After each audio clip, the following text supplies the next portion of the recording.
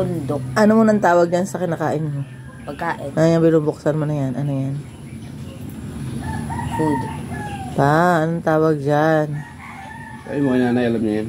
Ikaw ang kumakain eh. Hindi alam. Hindi ko kumakain, taga-balat lang ako. O, ano nga tawag dyan sa binabalatan mo? Ang Ay, dami. ano tawag dito? Pagkain. Tamal. Yun. Ano lang? Tama ang les. Ate Sel. Dahil di ka pa umuwi, kinakain na namin yung tamales. Oo, kabundok na yung basura ng tamales.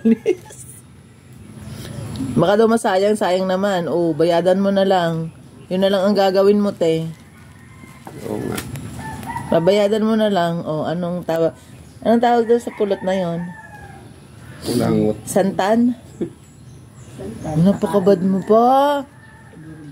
May papaya dito?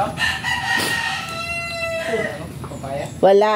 Kasi yung malaking papaya for hinog only. Magulang na yun. Doon marami maliliit lang. Doon sa anong tawag dito. Doon ka naninig doon tabi ng bakod. Maliliit lang.